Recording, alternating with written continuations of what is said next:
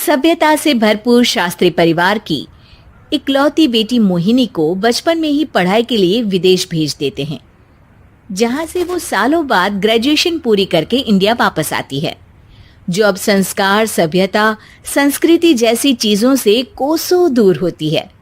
एक सुबह Mohini short dress पहने, कानों में हेडफोन लगाए जोर जोर से इंग्लिश गाने गाती हुई घर में घूम रही होती है। सुबह सुबह भगवान का नाम लेते हैं, राक्षसों की तरह चिल्लाते नहीं। पॉप्स, आपको अच्छे गाने की बिल्कुल समझ नहीं है, so take a chill pill.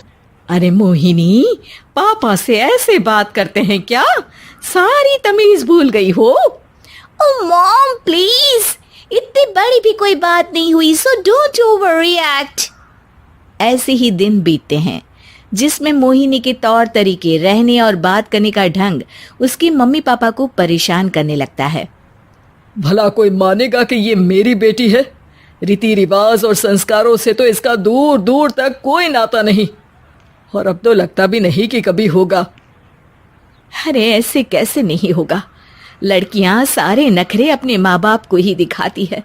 ससुराल जाकर उन्हें सब कुछ करना भी पड़ता है और मानना भी।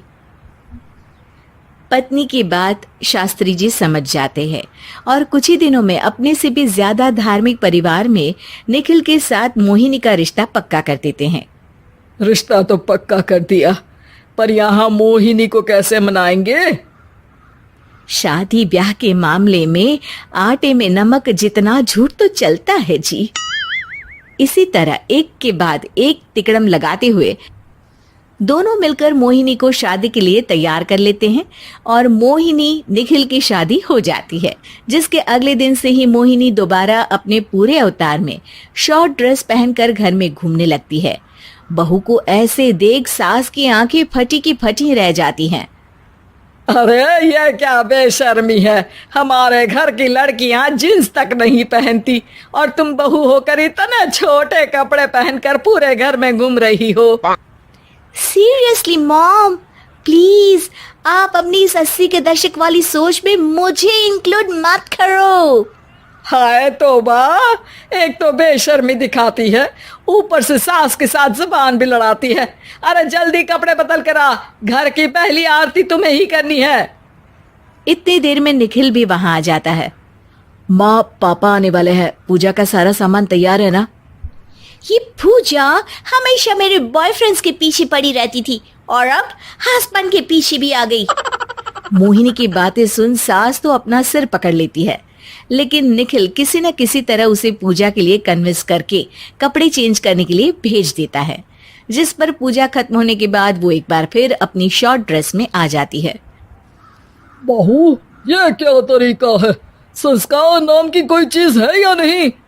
नहीं ससुर जी, संस्कार मेरा दूसरा बॉयफ्रेंड था, अब तो मेरा उससे कोई कांटेक्ट नहीं है। मोहिनी का जवाब सुन के ससुर तो भगवान नाम जपते वहां से चले जाते हैं, लेकिन सास बहू के बीच कहा सुनी फिर शुरू हो जाती है, जिसे इग्नोर करते हुए मोहिनी घर से बाहर चली जाती है और देर रात घर वापस आती है। मोहिनी, मैं जानता हूँ कि तुम विदेश में रही हो और तुम्हें वहीं की आदत है, पर यहाँ चीजें कुछ अलग है। अगर तुम उस हिसाब से कुछ एडजस्ट कर लो तो सबके लिए सही हो जाएगा। I am not in a lecture mood. Good night.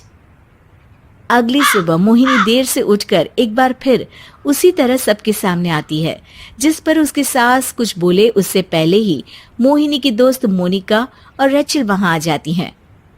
Oh hi darling, how are you? OMG, we missed you so much. I missed you too darling. Ram Ram, इन्होंने तो तुमसे भी छोटे कपड़े पहने हैं।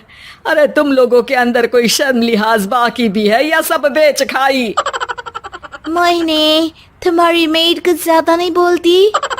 इस पर मोहिनी की दोस्त उसकी सास का मजाक बनाने लगती है, जिसे सुन निखिल उन्हें जवाब देते हुए कड़वे शब्द सुना देता है और वो सुन के वो दोनों तो मुंह बनाए वहां से चली जाती है, लेकिन गुस्से से लाल मोहिनी वहीं खड़ी निखिल को घूरती रहती है। घूर क्या रही हो? तुमसे शादी की ये सोचकर कि विदेश में पढ़ी लिखी हो, घर में कोई पॉजिटिव चेंज लाओगी। अपनी करियर के लिए एम्बिशियस होगी, पर अपने इस बिहेवियर से उस पढ़ाई के साथ साथ अपने मम्मी पापा के नाम को भी डुबो रही हो। अगर तुम्हें ऐसे ही हाल रखना है तो यहाँ रहने की कोई जरूरत नहीं है। निखिल की बातें सुनकर मोहिनी रोते हुए घर छोड़कर अपनी मम्मी पापा के पास वापस आ जाती है। ससुराल में सब कुछ ठीक तो है? वो अपने आप को समझते क्या है? मोहिनी पर चिल्ला रहे हैं? मैं क्यों उसके इशारों पर चलूं? मैं अपनी लाइफ अपने तरीके से जीना चाहती हूँ और वो ना आप लोगों को मंजूर था और ना ही उन्हें है। तुम यहाँ नहीं रह सकती। अपने पापा की बात सुन के मोहिनी हैरान रह जाती है। हाँ, तुमने बिल्कुल सही सुना। अगर तुम्हें अपने इस घमंड, बेशर्मी और बदतमीजी में ही जीना है तो तुम यहाँ भी नहीं रह सकती। बेटी, मैं मानता हूँ हमारे यहाँ रीति रिवाज बहुत मायने रखते हैं और हमने उन्हीं के ओवरडोज से बचाने के लिए तुम्हें विदेश भेजा था। एक लड़की जो शादी करके घर और बच्चे संभालती है, उससे तुम अपने आप को ज्यादा समझ सको इसके लिए भेजा था। तुम उससे ज्यादा समझो और बनो, पर तुम तो किसी दूसरी ही ट्रेन में चढ़ गई बेटा। उसके मम्मी पापा बहुत देर तक मोहिनी को सारी बातें समझाते हैं, जिन्हें सुनकर मोहिनी को अपनी गलती का एहसास होता है। वो जॉब ज्वाइन कर लेती है और ससुराल वापस आकर उन्हें मॉडर्न बनाती है और खुद भी कुछ रिवाज सीखते हुए खुशी से रहने लगती है।